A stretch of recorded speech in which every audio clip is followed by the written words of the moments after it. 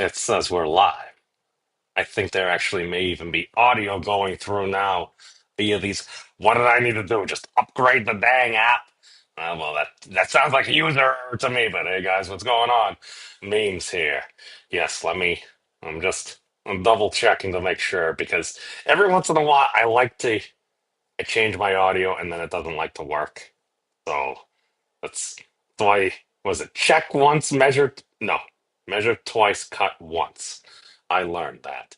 But all right.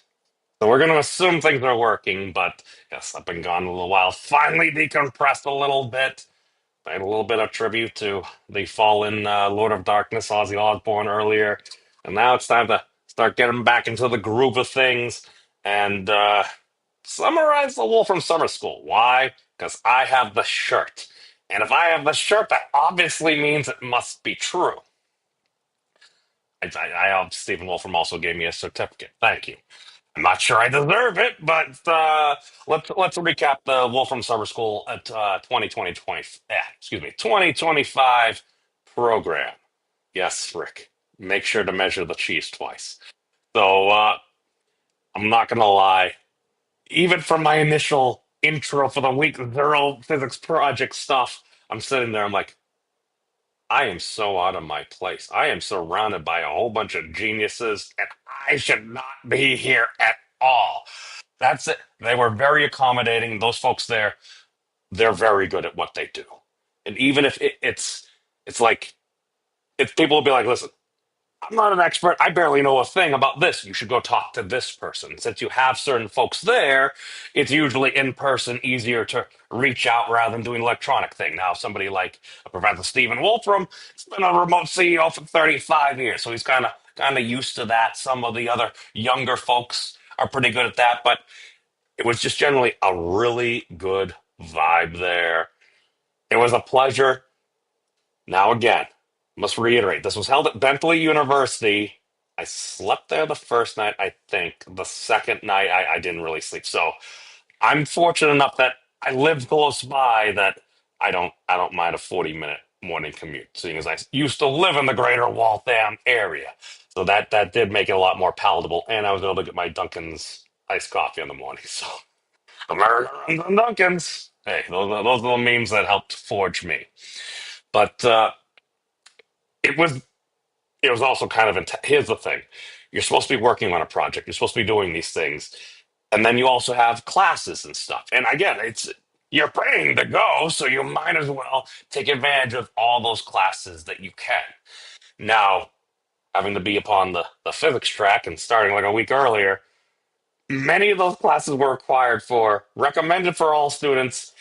Basically, I showed up. Now you could do the Zoom meeting, but I'm like, I work much better in person, personally. Um, what I got from a lot of the other folks is it was quite a heavy schedule, and it's a lot for 3 weeks.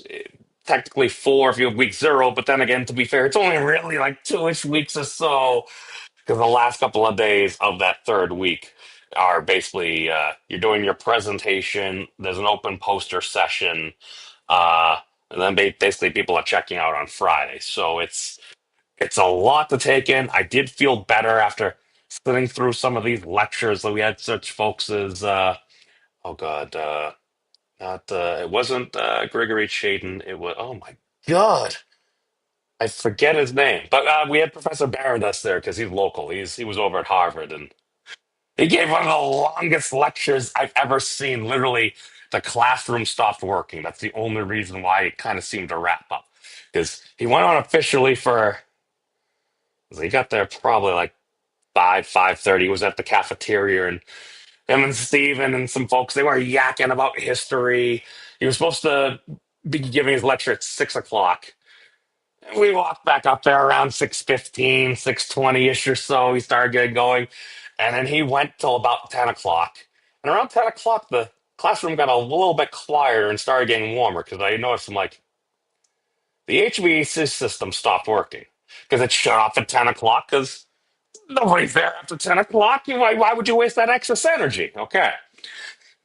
11 o'clock rolls around, and then even the Zoom cut off. The room's built in Zoom system was like, yeah, we can't continue to do this meeting. So, all right, we had to finish the official meeting, and then we still yacked for about another hour or so uh, while people were finishing up.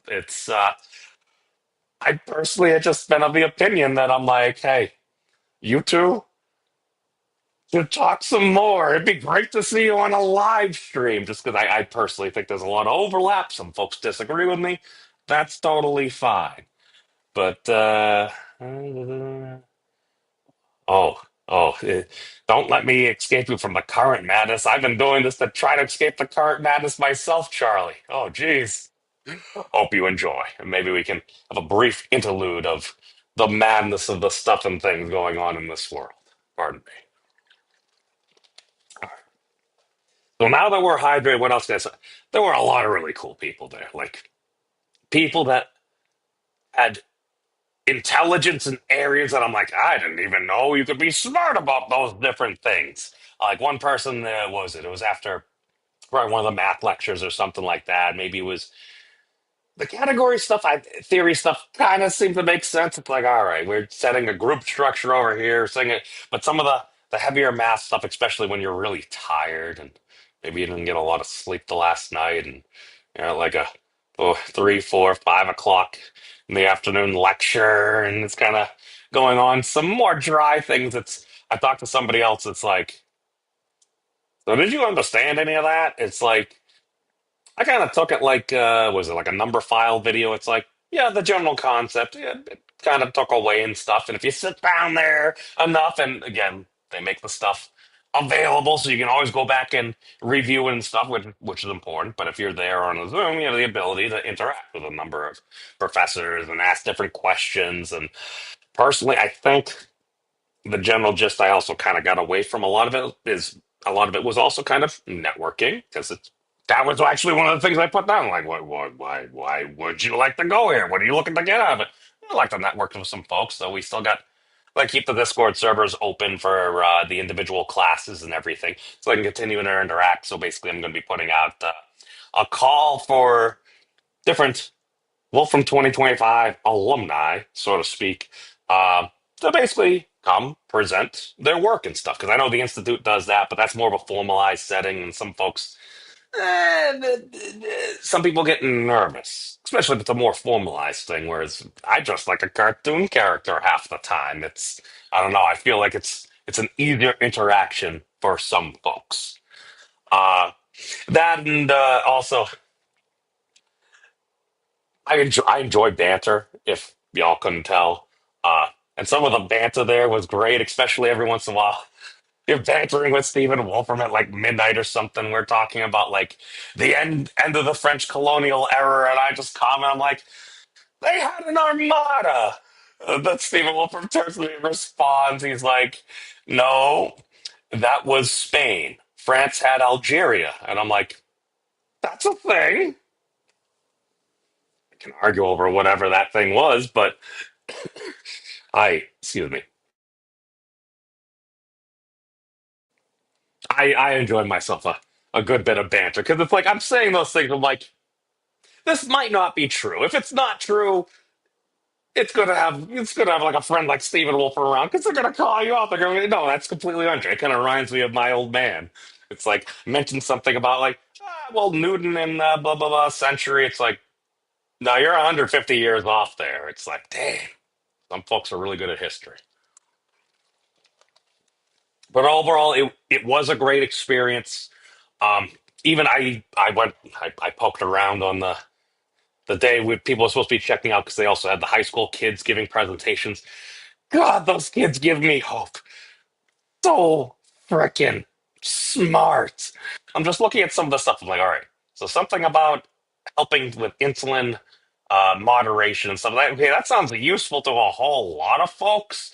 Someone else proved a conjecture from a new kind of science. I'm like, all right, that was I was not expecting to hear that, but no, it was a great program. And one of the hardest things they have is kind of like trying to reach out to other folks that maybe might not have the ability to do it.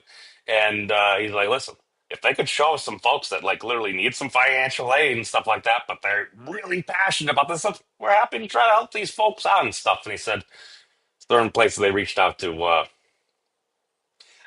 That's a topic for. I'm getting off topic here, but overall, it was a great experience. I met a lot of really cool people. I hope to continue speaking to a number of those folks in the future. There may or may not be some other projects coming up on the limelight that maybe we'll speak about on a later date. But yes, yes, yeah, yeah, yeah, exactly, exactly. It's That's the thing, Charlie. It's people have time and places for things. We all have our opinions. That's totally fine, as long as you're again. All right, so to the science part, and this was a terrifying thing because what type of project I'm going to do? It's like I'm literally telling them, like, listen, I'm not a physicist. I'm not a programmer. Worse. I've never actually completed a full official physics class in my entire life. Yeah, I took it in high school, but then I had some disagreements with some management stuff, so I transferred high school. So even if my transcripts do say blah blah pass, yeah, I didn't actually finish the class. And I took modern physics for like a week and a half or something in college, but then I needed the like exploring the universe or something for my management degree. I was able to start doing the homework. That was the thing that I noticed. It's like math. I swear the system just moved me on. When didn't learn how to cross multiply fractions in the halfway through the fifth grade, I was always behind, and math seemed like a chore and everything, except for like nuclear chemistry and I don't know, like higher end physics and finance class. It had to be applied. I needed to be interested. If it was applied and I was interested, then I could actually. Oh, it's like this is gonna sound goofy, but I felt like Neo. It's like, oh, calculus makes sense. It's needs to be a reason to do it, and that's one of the other things that they stress. This is why I can tell like this is a pretty well run program. Is like you need to be interested in something, otherwise you're not going to spend all this time on a few weeks to actually put together some interesting style deliverable. Which oh god, it's well, let's well, maybe I shouldn't bloviate anymore. Maybe we should just get into it. Uh, Overall, Wolfram Summer School, it was an excellent experience. There's also a lot of walking. That, that was one of the things they said. It's like, listen, we might, if you need help and stuff like that, there were some folks there that needed some assistance that had their little mobile either scooters and stuff like that or chairs. Also golf carts, but I like to pretend like I'm kind of in shape, but I'm like, oh my God, you need to go from here and then up a hill, up a hill, up a hill, all the way there. I'm just like, now I think about it. I'm like, if I was driving, I probably could have just parked up there, but whatever.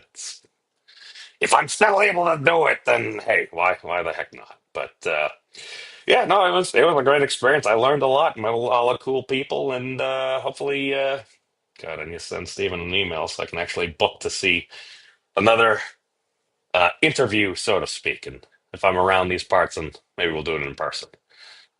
Hey, Jax, what's going on, my dude? We're just going over the previous about 10 minutes or so was me just yakking about my interactions at the Wolfram Summer School. Overall, it was a good experience. I'm glad I went.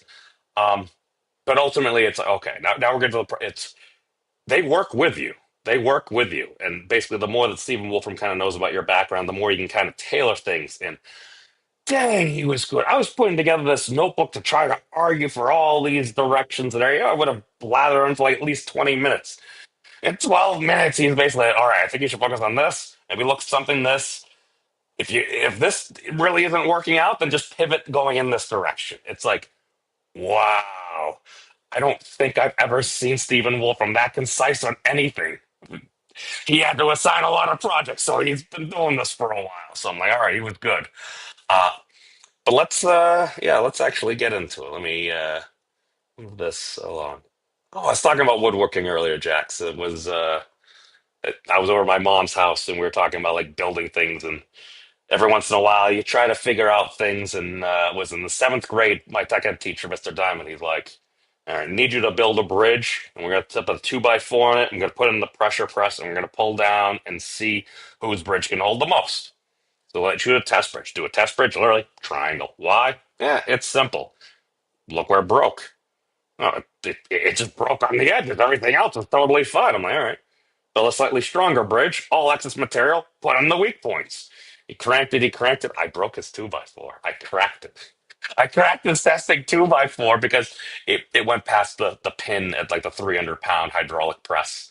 So he then banned that technique after. It's just creative use of game mechanics. Where's your failure points? I don't know. Beef those up. I don't know. And then I never became an engineer because math was scary.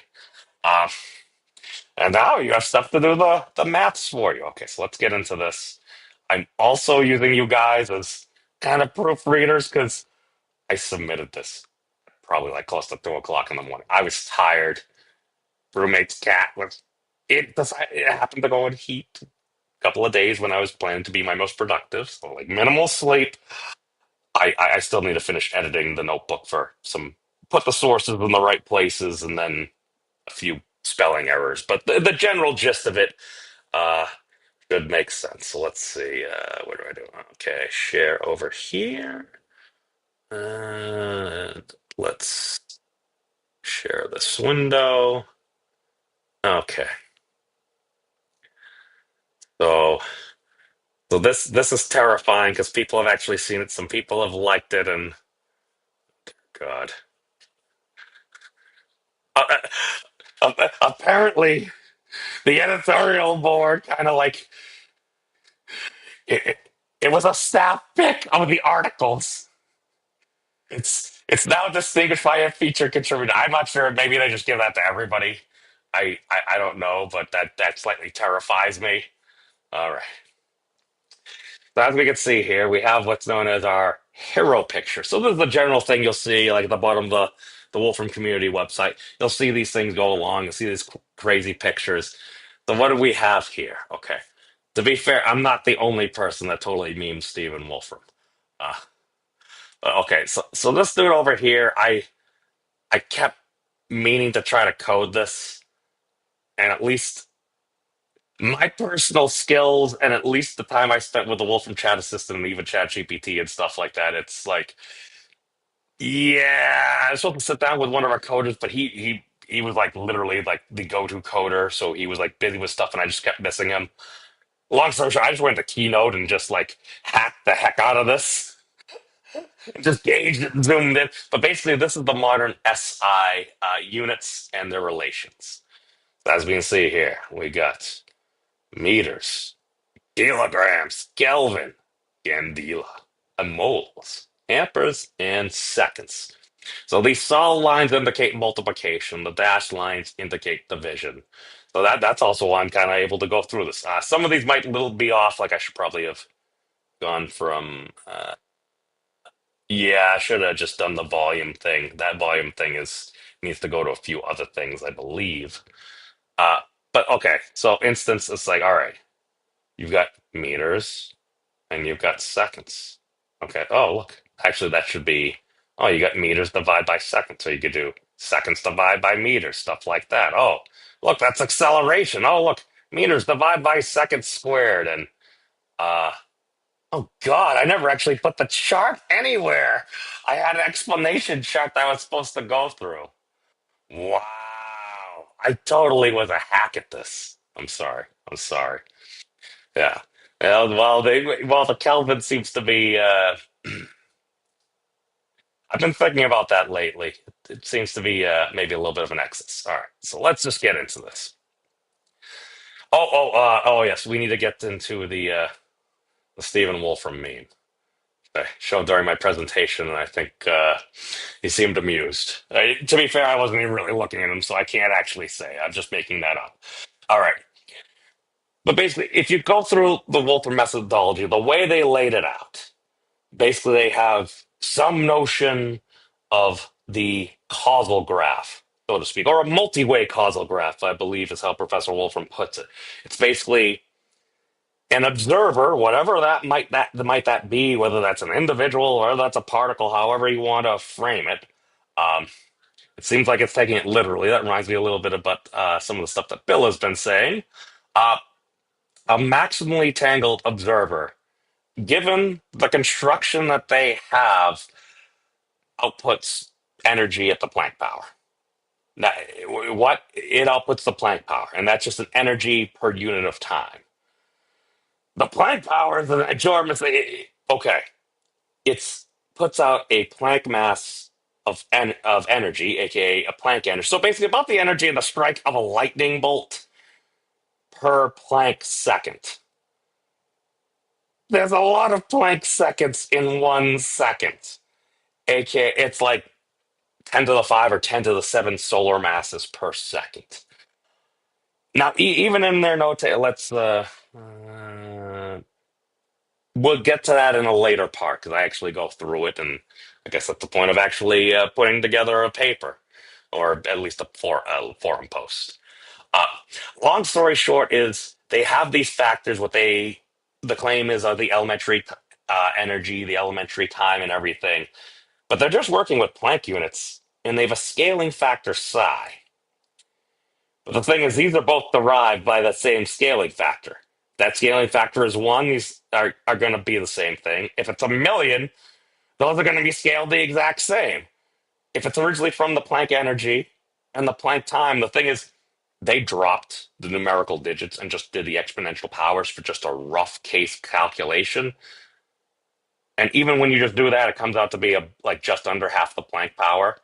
Um, when you actually put in the numerical digits, thank you, Thad.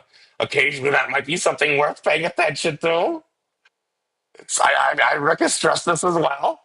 Um, when you actually look at the numbers within the coherent system that we have, um, and again, I'm not saying it can't be better. I'm just saying that it seems to be coherent to at least observers like us. Uh, this just ends up being the Planck energy divided by the Planck time. That just adds a third time exponent in the denominator, aka the Planck power. I A lot of these folks, this is sheer speculation. A lot of folks there are used to working within the notebook structure because I mean they're programmers, they're like computer scientists and stuff, like very smart people. I'm not as smart. I just that happened to train me on Wolfram Alpha, which you can within notebooks see all these relationships. Wolfram Alpha just default shows you the relationships. Like you don't need to inquire further after your calculation. Um, I think that's literally the only reason why, because I do the calculation on Wolfram Alpha just for speed's sake, and I'm like, I mean, this is the Planck power. That's just what it is. Which is an interesting thing. Which, if this is true, what could potentially be putting out the energy equivalent, like 10 to the 7 solar masses per second? That's that's like the magnitude of what we believe to be the supermassive black hole in the center of the Milky Way. How the heck are you putting out one Sagittarius A star of power a second? That's for another day, my friends. We're going to continue. So, yes. Planck time. Planck time. Sorry. It's Kali's use that word. I like Planck second just because I don't know. I don't know. It's like saying like length is a distance, but sometimes it's like if you're changing the notation and everything. But Planck second, I just mean Planck time. Um, all right, so let's go agree. First, we're just going to go a very cursory history of units and stuff. Most of the stuff you can easily find on Wikipedia on NIST website. They have plenty of history, and they even link to some old school web pages that I'm like, all right, this hasn't been updated in years and stuff. It's beautiful. Pardon me. Ah, Planck third. Yeah, yeah, that's yeah. Okay, okay. We'll get to that. That sounds like a very intriguing discussion for a future date. So let's get there first. All right. We explore the history of units and their transition from human-based measures to more, oh my God, to more a, wow. Wow. I even missed that when I was editing. Hold on. I'm bringing up the notebook. I'm going to change this as we're going through. That is terrible. Oh, you can see I was submitted at like 2 o'clock in the morning. Hold on, let me have the notebook. All right. We explore the history of units and their transition from human-based measures to a more substantive basis in the first half. Okay. I even missed that the other day when I was. Hold on, sorry. Save. To mute human-based measures from human-based measures to a more substantive basis in the first half. Okay, sorry. I had to bring up my notebook and correct myself because I need a relink to this because, oh God, that's the terrifying thing. It's like, hey, we're going to publicize this. And I got God spelling errors in the first sentence. I'll just let anybody in. All right. Through human history, units have come and gone. And as our ability to measure things has increased, our definitions of units has been revised. Our bases in modern SI are the meter, length, second, time, kilogram, mass, ampere, current, Kelvin, temperature, mole, amount, and the candela, luminous intensity. These currently accepted units have now, since 2019, been directly based on constants of nature. Asterisk. The candela is literally still a human construct. They say that. We get into that. Probably put an apostrophe there.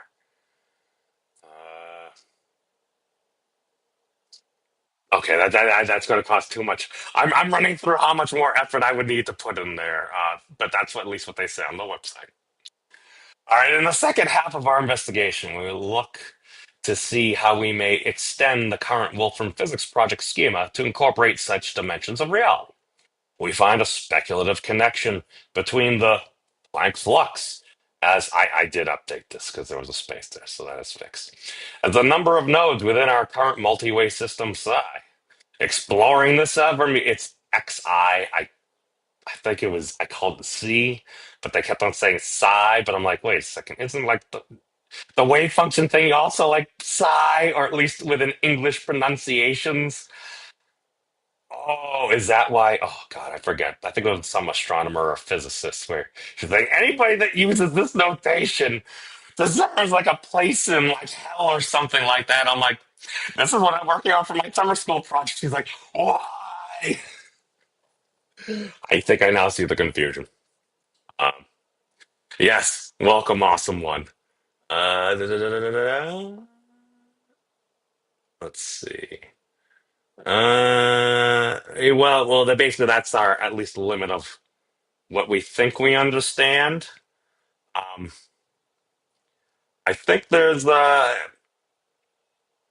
let's let's not get our head of ourselves. There's a lot I would like to say. There's a number of conversations that I need to have with different individuals that I may have interacted with over the past few weeks and or may be here right now, but we're just going to continue for brevity's sake. Um, and we'll get into it. And again, I must stress this is a very speculative connection here. It's I was not expecting this. We'll get into just how it went down because I was attempting to at least channel some of my inner Stephen Wolfram.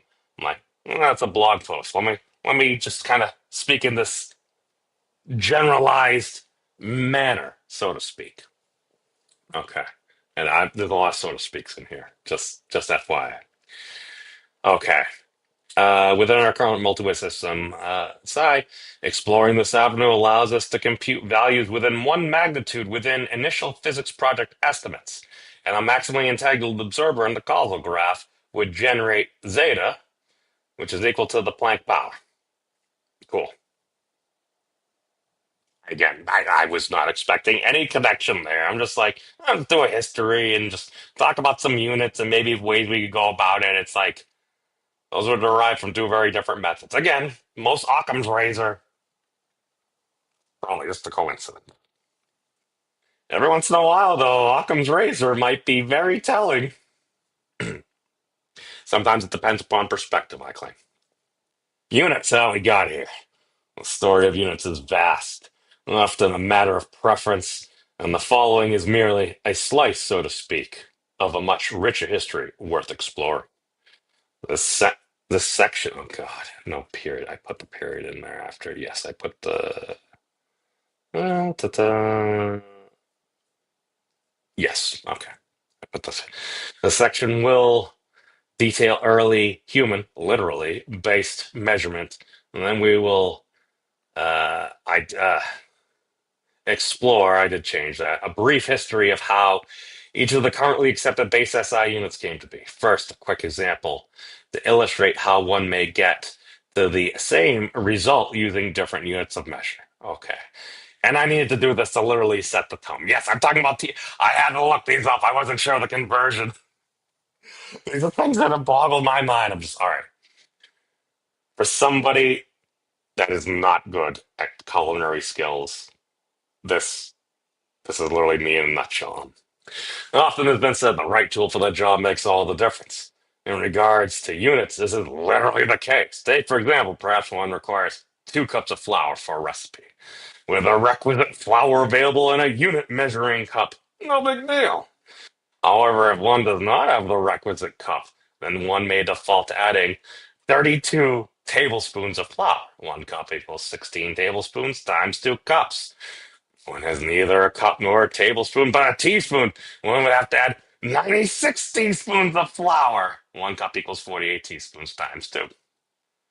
If one is unfortunate not to have any standardized measure, so to speak, then the age-old method of eyeballing may be applied. Someone like the author with no currently skill, this may often lead to disastrous results. But this is a single example many have encountered about a simple measure of volume.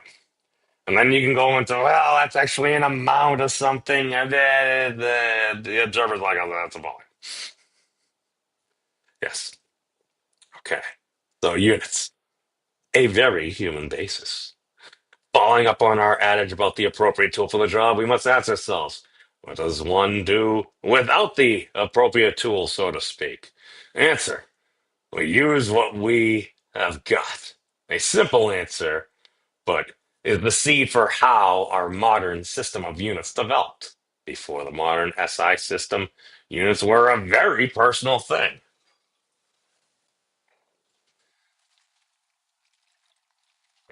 The qubit, not the modern quantum computing kind, was an early unit of length, generally defined as the length of one's forearm to the tip of their fingers. A much more accurate unit generally when eyeballing that will eventually change over time, but for observers like us, a standard of measure. Trace back to early Egypt and Mesopotamia, this early standard still used in some localities such as Persia, modern Iran, into the 20th century. A, a person, it should be personal,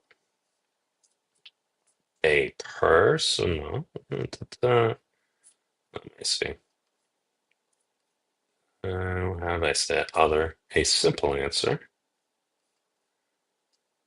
Uh, a personal basis of measure, save, personal Personal basis of measure is incredibly useful, and many have successfully used the qubit to build and cultivate a farm and other such livelihoods. Other personal based units, save, okay, such as the hand of the foot, are still in use today.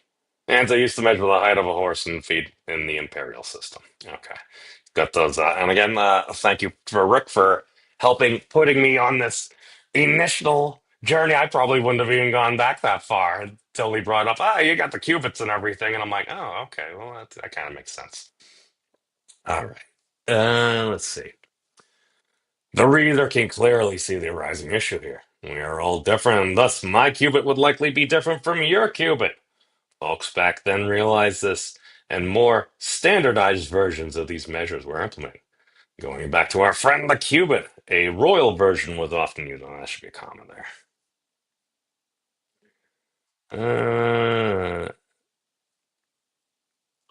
Oh, okay, so I already did add the comma in there. The qubit, all right, save. A royal version was often utilized, using the ruling individual's qubit as the standard. Rods or other metrics of length were constructed. However, we still run into the other problem with human-based measures. We are computationally finite beings with limited lifespans. This means that when a ruler passes away and a new ruler comes to power, unless they are an identical twin, our unit will change once more. Can I adjust the text on this? Because this seems incredibly small. Uh, just embiggen it.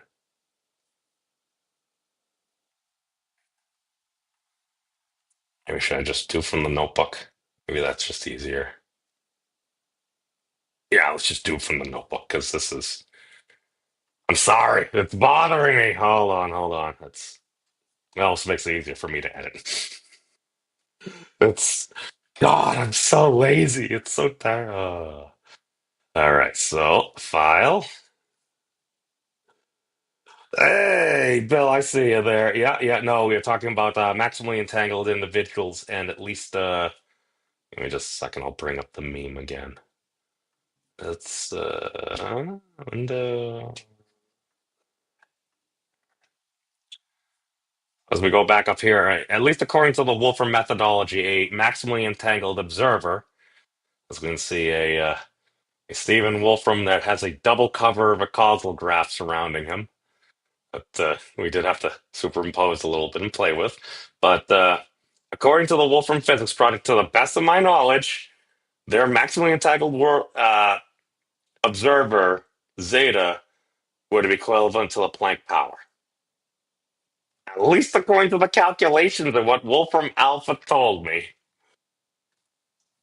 And again, I'm like, this seems like a very trivial thing. I just didn't hear anyone else say it because they just did the rough estimate. And the rough estimate gives you a giant number that what are you supposed to make? Also, a lot of folks work within the standard mathematical style notebooks, which you can get this information from a Wolfram Alpha inquiry and then listing and getting the full Wolfram Alpha return results and all of that. That's extra work. And if you just want just a quick calculation, um, that's the benefit of the website. Because if you do the website, it literally shows you all the relations. So I'm like, no, it's just the Planck power. Why? It's like the third thing that comes up. It's just one Planck power.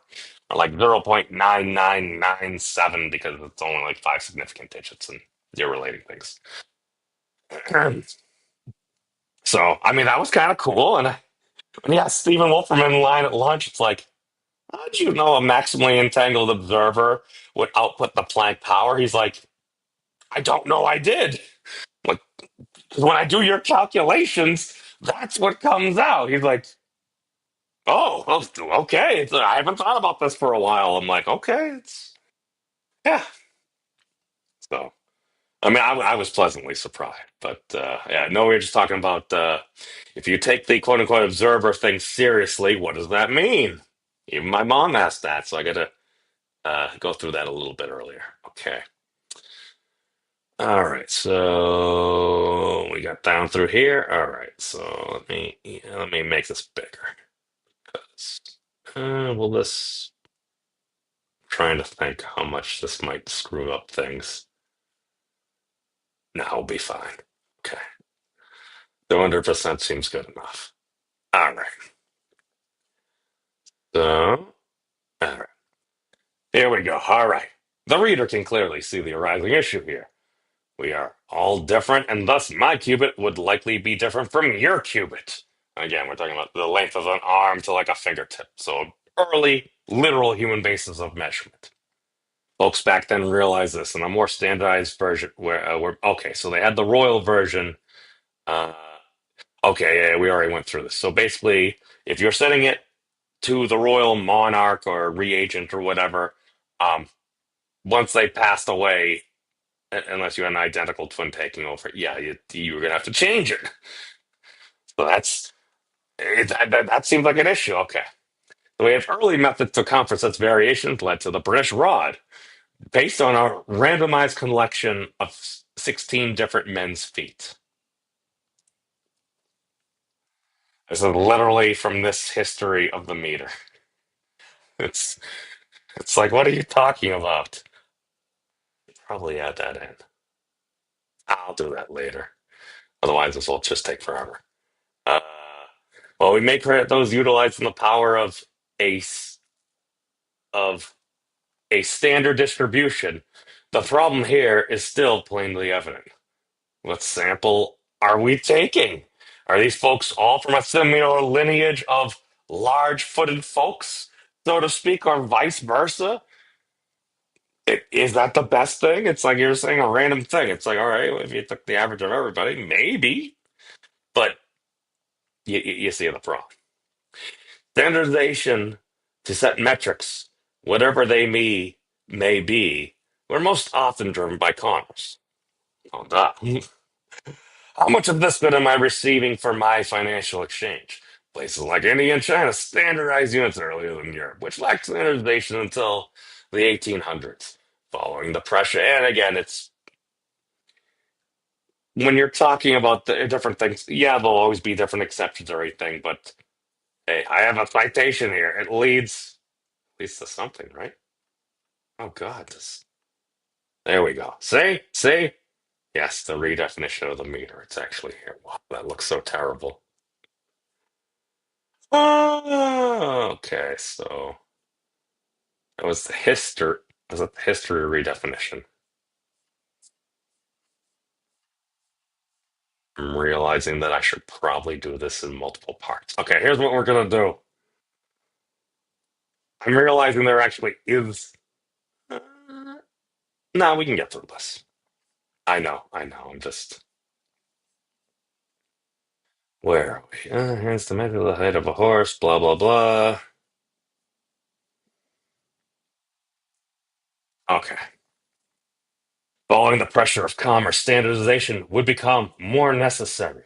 It was within the Industrial Revolution much more precise. Precise measurement would be required to engineer the machines being produced, i.e., the power looms for cloth manufacturing.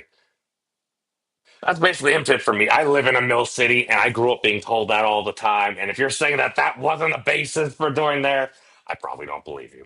It's I'm just saying, Francis Cabot Lowell, dude, man, happened to have kind of a photographic memory. He's like, oh, this is such a beautiful facility. Show me everything. Goes back and hits up his blacksmith friend. And I'm like, all right. And then they reverse engineered the power loom. Bada boom, bada bing. A lot of cloth got made. Yeah, I just said there's more history there, but we shall continue. Standardization, the development of the metric system in modern SI. The metric system and SI, the International System of Units, are not precisely the same thing as SI. So the metric system and SI are not precisely the same thing as, comma, as SI is an international, national agreed upon. To international or international is an international agreed upon subset of the metric system composed of seven base units: the meter, the second, kilogram, uh, Kelvin, ampere, mole, and candela. Both systems use mod 10 for prefixes to express uh, exponential powers, allowing one to express very large or very small magnitudes. Deca, hecto, kilo, etc. to express tens, hundreds, thousands, and deci, centi, and milli to express tenths, hundreds, and thousands. Okay. I'm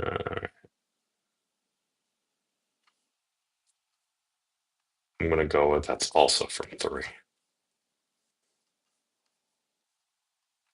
'Cause that's it. I feel like that's one of those. I see some statement like that. I'm like, citation is required. Do they have the rod here? Yep, 60. Yep, there's that citation. Sorry. I didn't realize it's not showing up, but I clicked on it. Okay, that's correct. Save. All right. Oh, I actually blather on for a while. See. All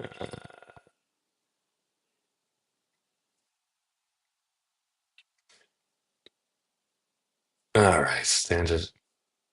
What we got here? Okay. Early methods, blah, blah, blah. All right. So the meter, a unit of length. I know, I know. History is important. Why? Because maybe you'll find out it's like, oh, I'm going down this path, but it's like, oh, this path has been done before. Maybe that's worth knowing just in case the path is a dead end. Or if the path has been gone down before, is there another perspective or technique one can use to look at it differently?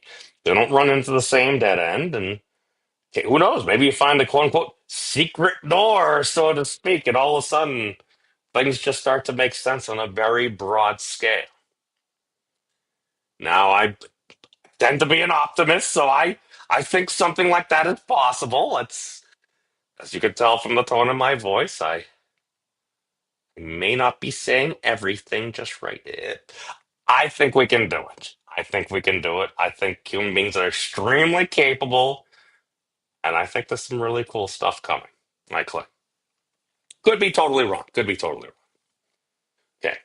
The meter length, originally defined as the distance from the North Pole to the equator by a route through Paris, divided by 10 million. Because obviously that makes sense. It's now again they were kind of trying to take a quarter of the way around the Earth. It wasn't the craziest thing. The measurement was kind of off by like a couple millimeters by mile. It's again, it's a very rich history that's worth going through. This is literally just a slice, the slice of the seven base SI units. All right. To the reader, this may appear as an arbitrary definition, and it is, but the important thing is a standard is chosen. We will explain the importance of this later through coherence. To be fair, this was based upon estimates of the circumference of the Earth and perhaps a less arbitrary standard than that of a cubit or the rods that used the summation of Med's feet. Cubit or the rod. Okay. And that should be a comma. Or the rod that used summation of men's feet. Okay. They have this as just because I know if things get lost in me. All right. Officially in 1960, during the 11th General Conference on Weights and Measures, the formal definition of the meter became the length equal to 1,650,763.73 wavelengths in vacuum, in the vacuum, in vacuum of the radiation corresponding to the transition between the levels 2p10 and 5d5 of the krypton 86 atom. Because again, duh. And again, they were using it as a count because ultimately we're based upon cesium 133 right now in the MAR definition. So, but yeah, that's a quote. That's literally what it is, or it was, at least according to NIST. So the wavelength of energy emitted by an excited krypton 86 atom multiplied by the definitional given number of wavelengths. So by the definitional, it is definitional because that's what it is. The definition given number. No, it's the definitional. Hold on. Is that a word? I mean, I know what it says. I understand. Okay, no. Okay, so it literally is. Okay, I'm sorry. I looked at it. And I'm like, I don't even know if that's a thing. Let's see. Introduce always. Oh God, awesome one. You're bringing me back to like that. What was it? Like the third Die Hard movie where it's like, here's a 5 gallon bucket, here's a 3 gallon bucket, here's a fountain. You need to put exactly like 2 gallons in this thing, put it on the scale, or some horrible thing is going to happen. I keep going back and forth and I still get confused. But then again, some of those things just confuse me. I digress.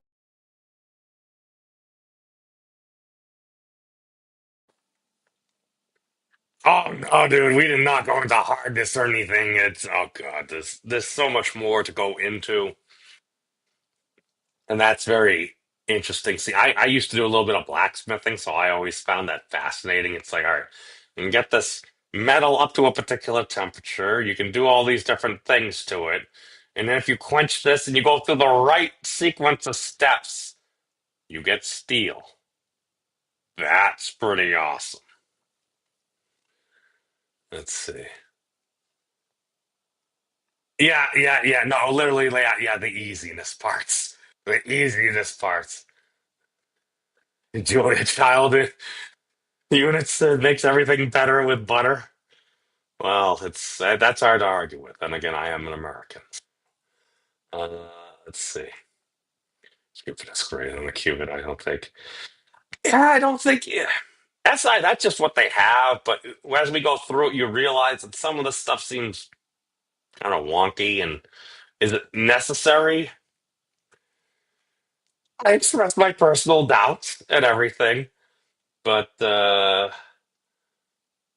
yeah, there's all different types of equipment and everything. That's the thing. Like, if you spend enough time going through there, and Rick has sent me some very interesting things upon some electromagnetic things that seem to be empirical laws, so to speak. I.e., we think it's right. It seems to be right. If it happened to be off a little bit, that might have a lot of downstream effects. So I just mentioned that a little bit. Hey, oi, Mr. Grant Gregory. Thank you for seeing. Uh,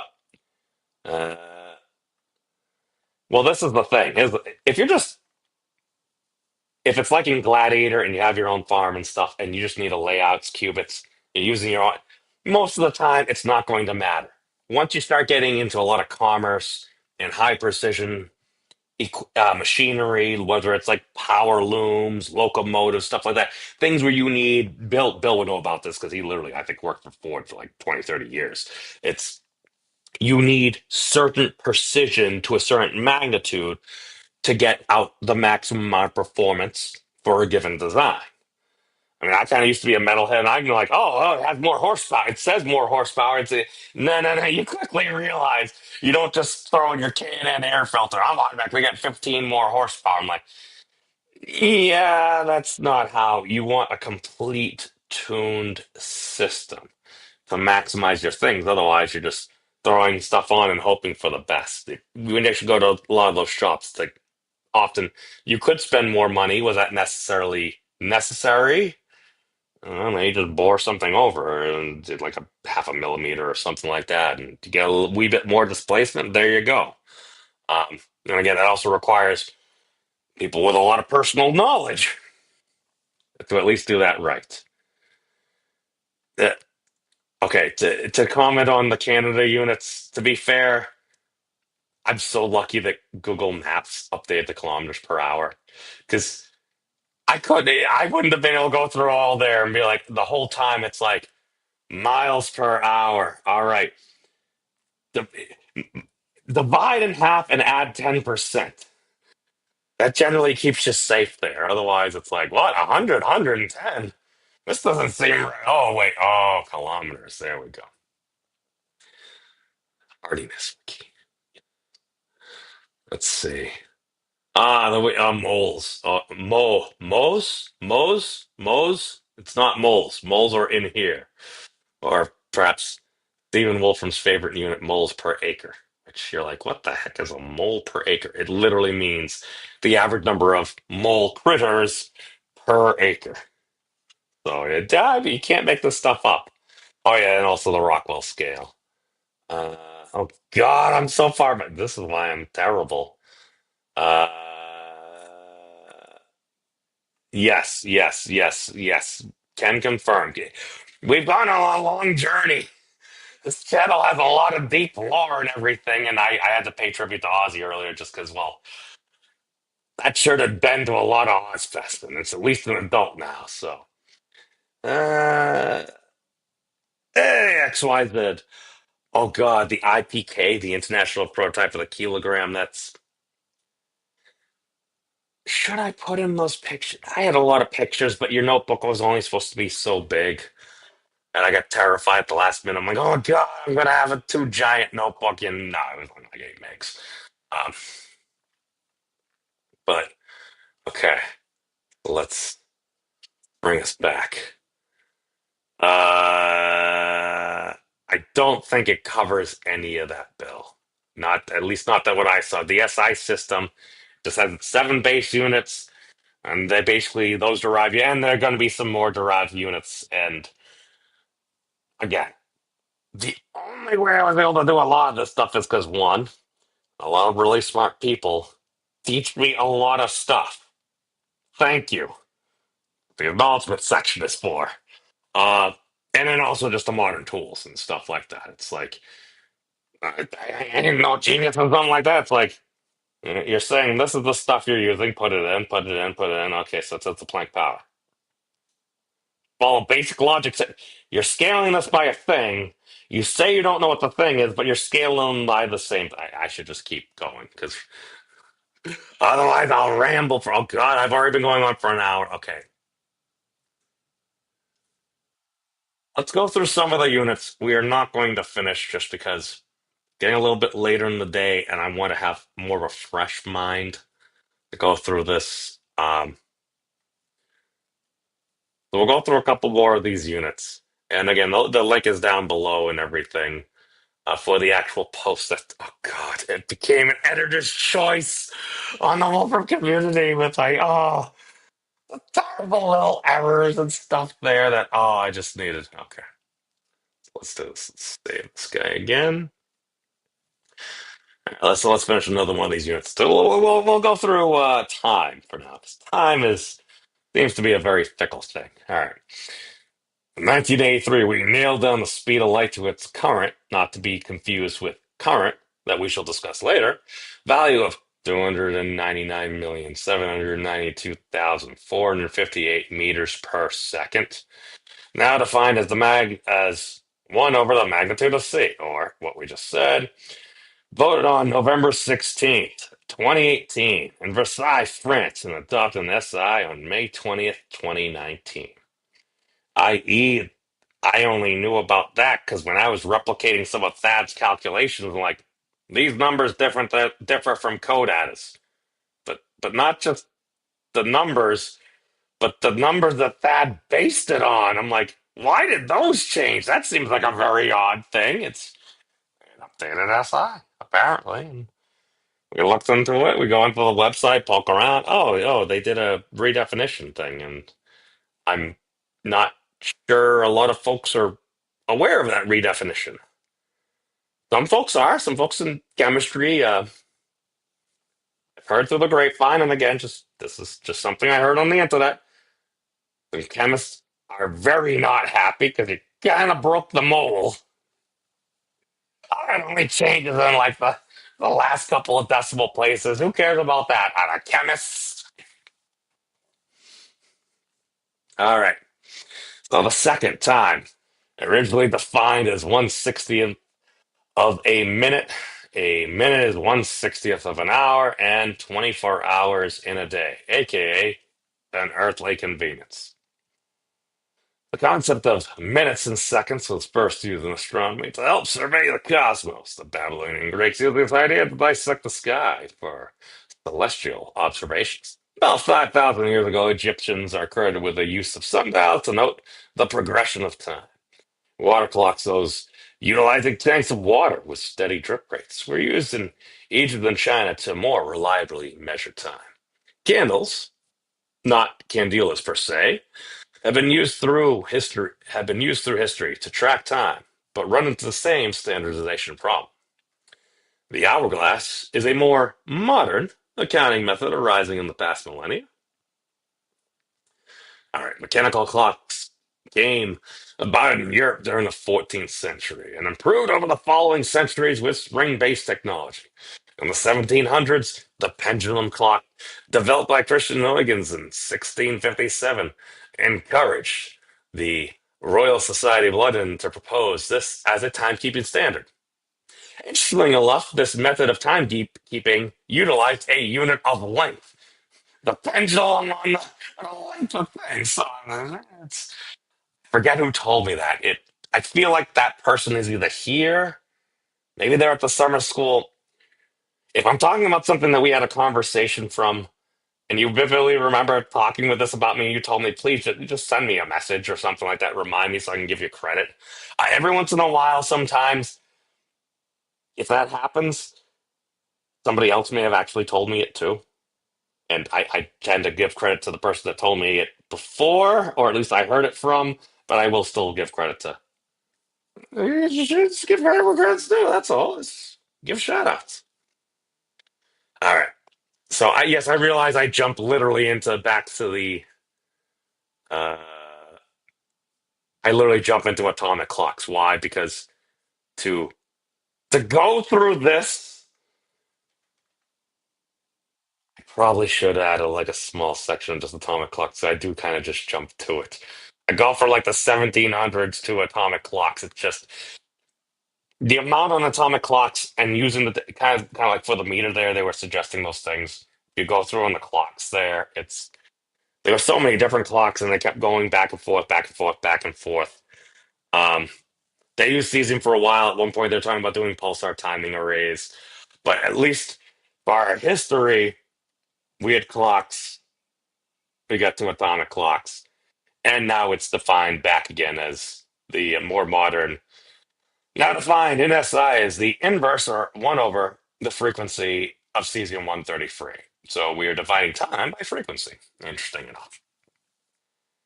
By the General Conference on Weights and Measures and everything. Why? Because we get that to like 10 significant digits. So you work with what you got. Kilogram mass, originally codified as the grave. Oh, yeah, I wonder why that didn't stick around. Which was defined as the mass of 1 cubic decimeter of water, 1 liter, at the point where water would begin to freeze. Now, I think I used that terminology just to not completely rip off NIST and just whatever they had it as. Oh, hold on. We need our references because I'm a bad boy and I didn't plug them all in before. Uh, kilogram, uh, kilogram. Well, let me just see. Was this the grave article? Nope. It is. Uh, here we go. Where was this? Was kilogram past, wasn't it? Okay, so where's kilogram past? Not have a kilogram past on there? How dare I? Article is this? Oh, okay, so that was the actual art. Oh God, I need to add this in. Um, did I use this? Uh, that's. No, I know you can't see what I'm doing right now. I apologize. I'm just going through document. Okay, so I need a kilogram pack. Oh God, this is gonna mess everything up. Uh, is it in the kilogram introduction? No, it's not. Okay. Well, let's do this. Uh, X. Does it have it in here? Great.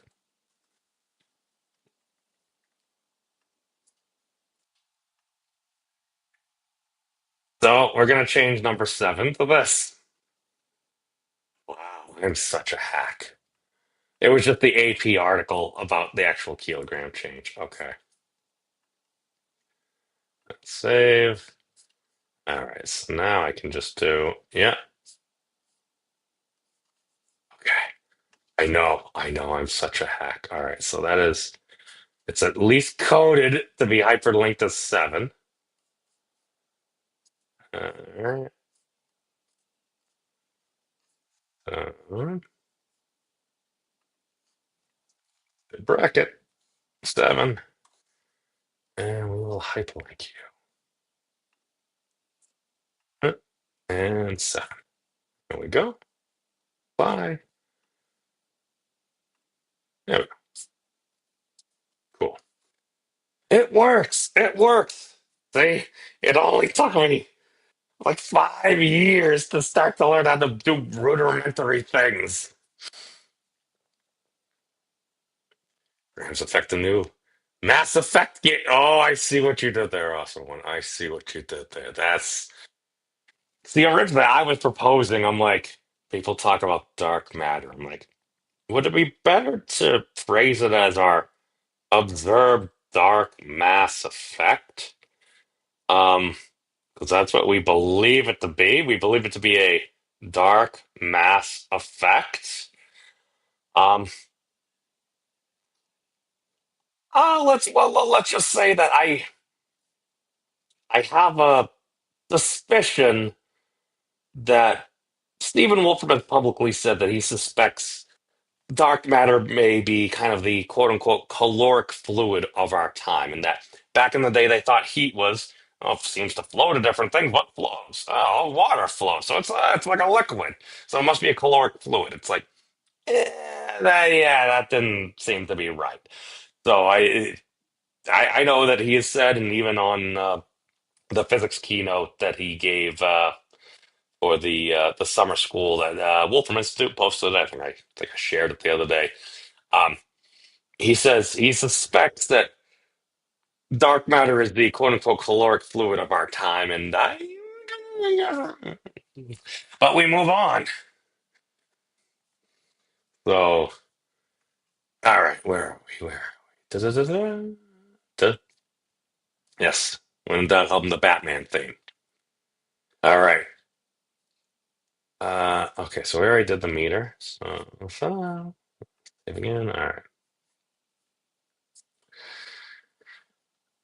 Okay. So this was done at the behest of French King Louis XVI to help prevent fraud by commission, to suggested who suggested what later became suggested what who suggested what later became a decimal based metric system. Okay. The grave last until the French Revolution. Why? Down with the graves. Um, uh, and then until the French Revolution, then the gram or gram was adopted as the absolute mass of a cubic centimeter of water at 4 degrees Celsius. June 22nd, 1799. France adopted the kilogram of the archives, a 1,000 gram platinum cylinder, as the standard. Standardization continued, and on May 20th, 1875, a consortium of 17 different countries, including the U.S., signed the Treaty of the Meter, or the Meter Convention. This recognized the International Prototype Kilogram, IPK, as the kilogram, a man-made platinum iridium cylinder. With the advent of the Kibble balance by Brian Kibble at the United Kingdom's National Physics Laboratory in 1975, a new era of precision was unlocked. This Kibble balance allowed us to weigh objects by local gravitational effect and offset that by the amount of power in watts required to make the scale balance, where mass in grams is equal to the current times the magnetic field strength times the length of wire of the coil. Precision was limited by one's knowledge of the magnetic field strength and the length of the spring coil. Our physicists leveraged two constants of nature. The Josephson constant, which is K sub J, equals two elementary charges divided by H, Planck's constant. That relates the voltage to frequency. And the von Klitzen constant, R sub K, which is Planck's constant, divided by elementary charge squared. That describes the way discrete values exist in electrical resistance. So now defined based on the 2019 redefinition of SI by Planck's constant H using the above said method. Okay, there you go. We need our citation. Uh, Okay. So I got a kilobalance of 8. Get the site 8. Yeah. Da-da-da. All right, so 8 goes there. Boop. What am I doing? Oh, see, well, my mind is starting to get a little tired. I'm making mistakes. I'm going on for over an hour. Okay, so we will finish this tomorrow. Make hyperlink. This is the problem. Get so sidetracked with so many things. It's like, oh, hey, should be doing this now. It's like, my mental capacity is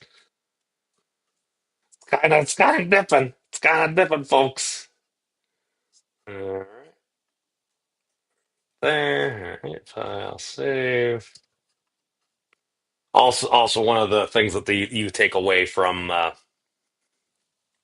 coincidentally, when they were doing the graduation, it's like the coordinator. She was like, "You guys still have a few more minutes. You guys don't need to stop talking yet." So I figured, oh, we got plenty of time, and Stephen Wolf is going to come up and then speak and doing graduation. I'm like, I have never once seen Stephen Wolfram go up to some type of podium at an event and not yak for at least half an hour. I had to use the facilities. So I go use the facilities and everything, and I'm there and stuff, and I'm starting to clean up, and all of a sudden I start hearing cheering and stuff, and I'm like, wait a second, are they doing the graduation thing? And I'm like, if they are doing this in order, they're going to do the physics track first, like they did for presentations. That means I'm probably going to be the fifth person that they announce. And I'm like, all right then. So I'm just like, all right, wash my hands a bunch of times, wash my hands a bunch of times, because Stephen Wolfram's also kind of a germaphobe. And you don't want to be a savage. You wash your hands, use soap, a bunch of soap and water, wash it thoroughly, make sure you dry it thoroughly. And the next thing I do is go and shake Stephen Wolfram's hand, accept my little certificate thingy. So it's like, you be respectful. I may have missed it by one person, and then I literally am walking out. Stephen Wolfram looks over. He's like, "Oh yes, and now Matthew Bucks. It's he knows me as memes." Like even on a lot of things, it's like, yeah, slash memes. It's like half the staff just called me memes just because it's like, that's how they're familiar with you. It's like if you learn somebody has a user handle or something, and it's something there, and it's like, to be fair, Matt slash memes, it's literally the same effort. Okay, maybe one takes a little out. Memes is probably easier. So, okay, I'm sorry, I'm rambling about all time. Okay, let's get through current. Let's get through current, and then we'll save the rage for tomorrow. Just because. No. Just the mole and the candela. The candela. I'm sorry. I'm anthropomorphizing units, which shouldn't. Yes. Low battery. Well, yeah, battery is low. Yes. The energy is not a substance. That's interesting. But energy is the ability to do work. What is that? It's kind of like a circular definition. I know Anastasia and Shai will bring this up a fair bit. It's like, I don't know. Maybe some logic is circular. The question may be, is this the circular logic we're looking for?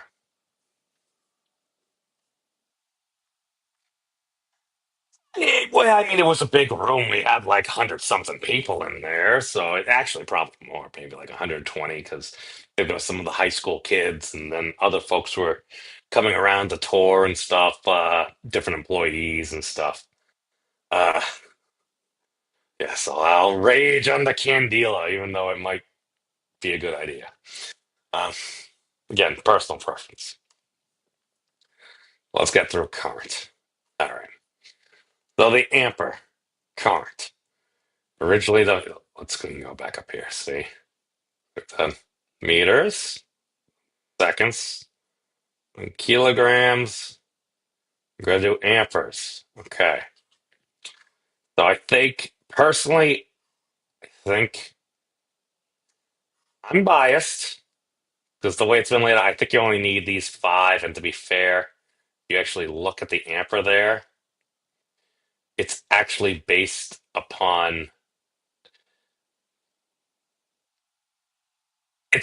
elementary charge. See, like here, it's like if you multiply an ampere by a second, you'll get a coulomb. Okay, but yes, yes, that may be true, but the ampere is based upon elementary charge, and then it's multiplied by seconds. We're deriving this from charge to then trying to define charge. I'm just saying. But I think we get into that a little bit. All right. The ampere, originally defined as the force generated by a constant current between two straight parallel wires placed 1 meter apart in a vacuum. 2 times 10 raised to the negative 7 newtons per meter in 1881. Okay, so I'm just saying, that surprise, it actually hasn't changed much. It has changed, and it's kind of changed back a little bit, and now it's just based upon charge. I know, spoilers. Hold on, I need my sources. Where's my AMPA at? Alright, so let's do Ampere introduction, Ampere history. Alright, so that's going to be 12, 11.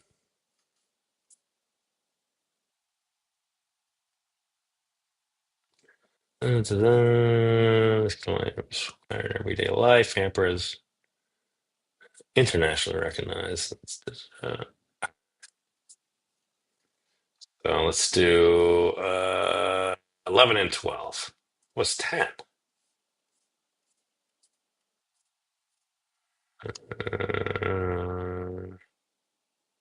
Okay. I know. We're saving the juicy stuff to tomorrow.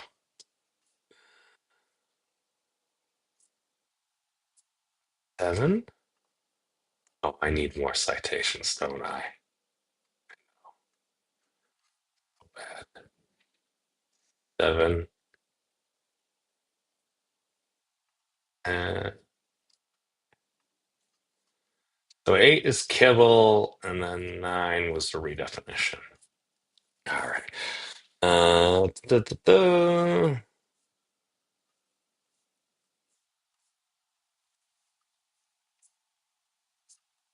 We need a kibble balance.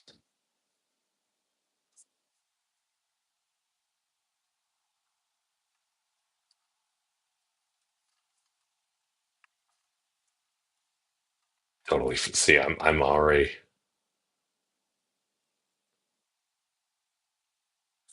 Okay. 8, 8 and 9. I know. I know. Uh, we need to.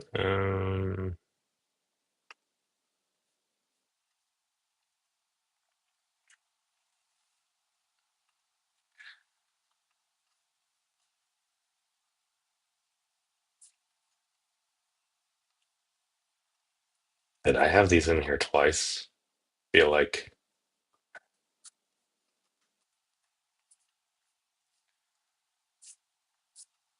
kibble bounce. Kibble. 8. We need 9.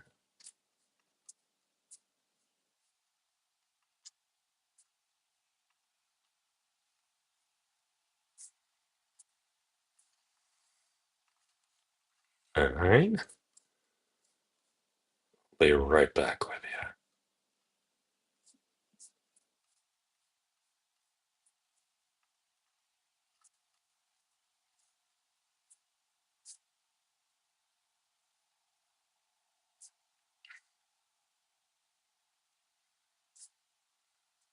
Hmm.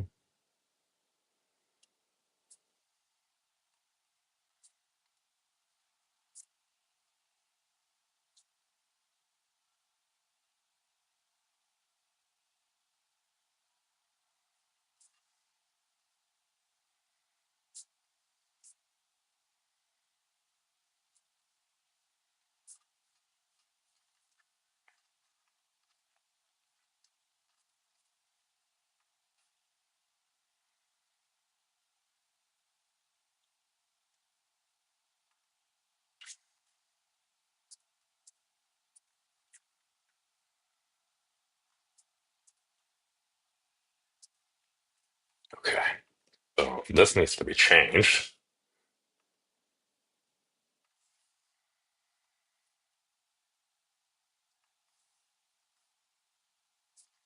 One.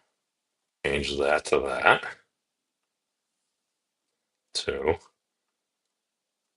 Gonna move that there.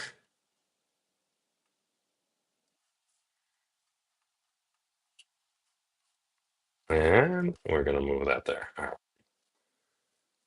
So, all right. 9 and 10. I know. It's so sad. I need to go back. Don't worry, we'll get to the good stuff tomorrow. That should be, I mean, 9, 10. 9.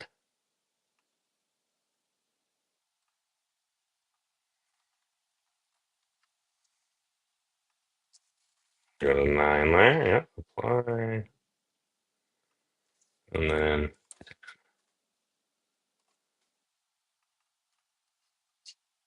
hyperlink and go to 10.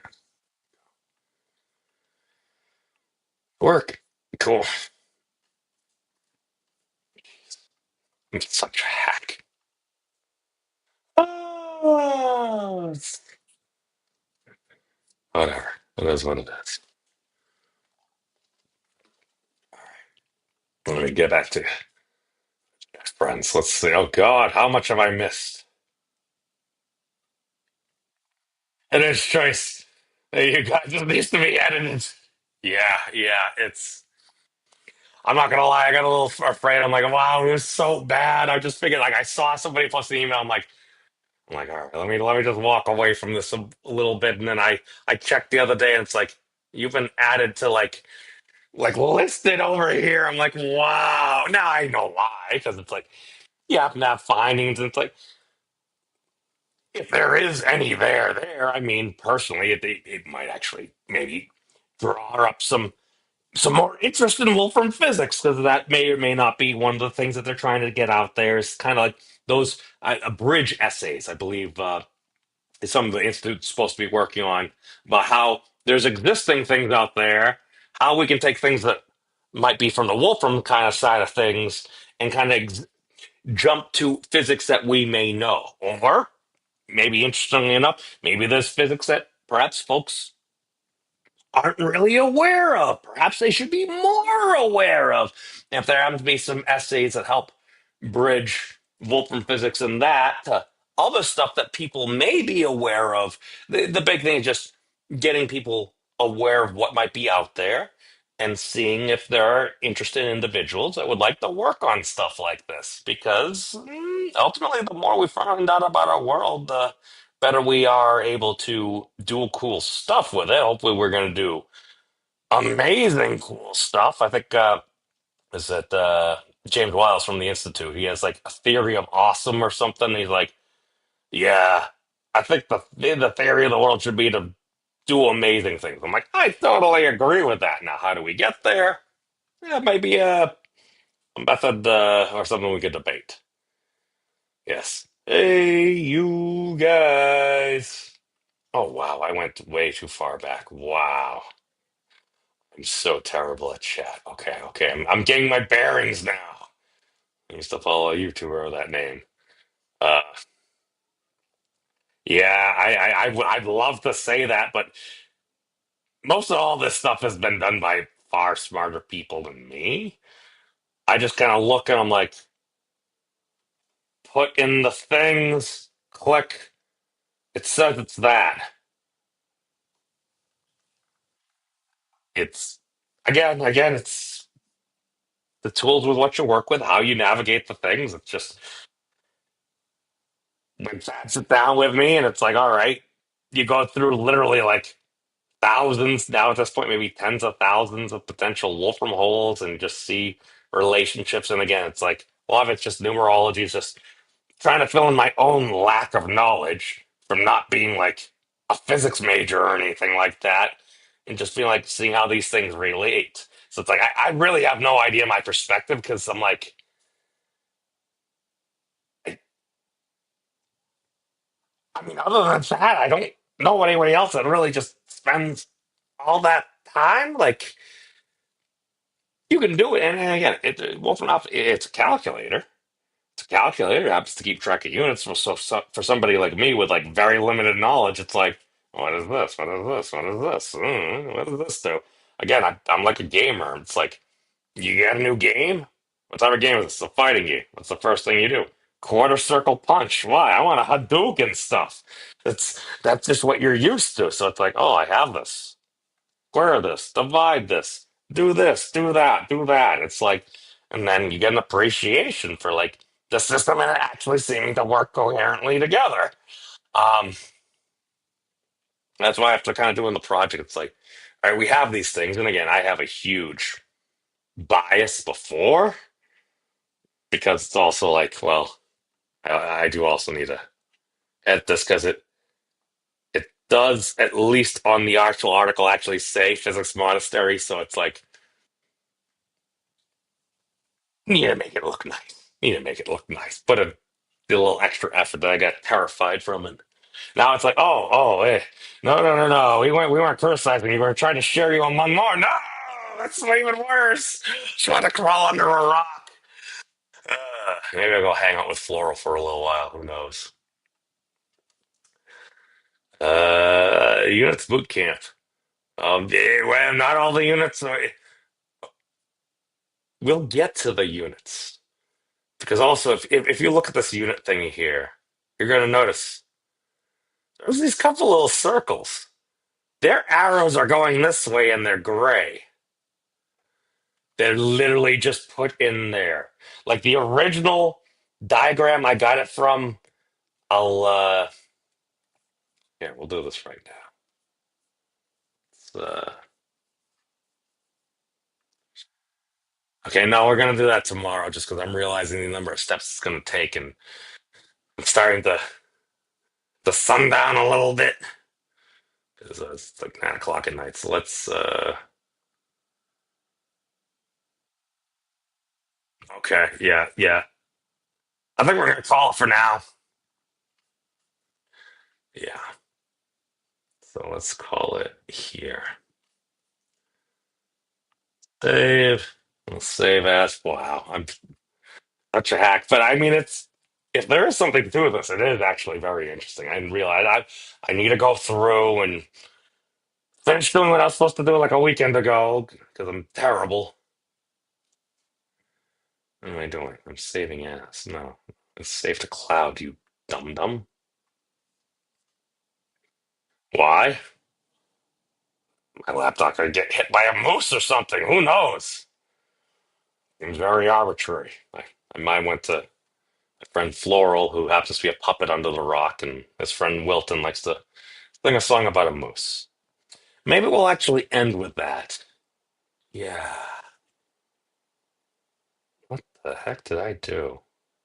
Oh, I have an apostrophe in there.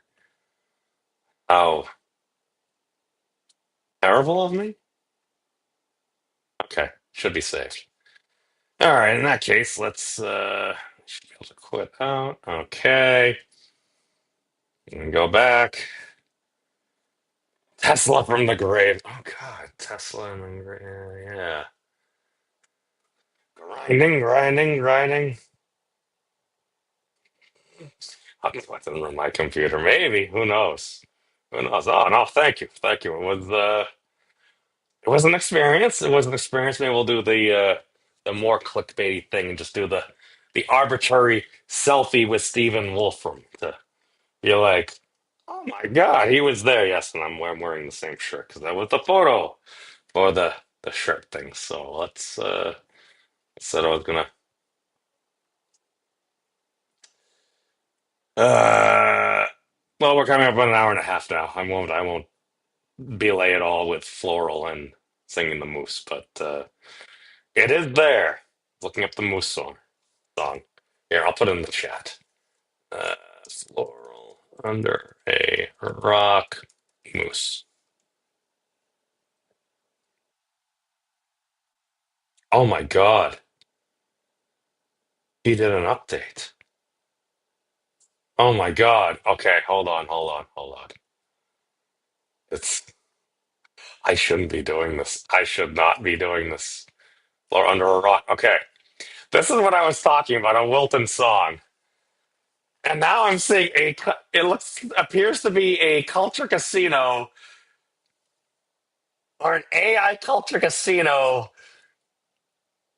in a moose onesie. God, my trolling nature just engaged. I'm just gonna link this Moose song just because this is I think this is an actual song, but it's I'm not sure. If anybody wants to see the Moose song, there you go. You can check out the Moose song. I'm gonna go listen to the Moose song and see what trouble I can get into. So other than that, hey, thank you all for watching.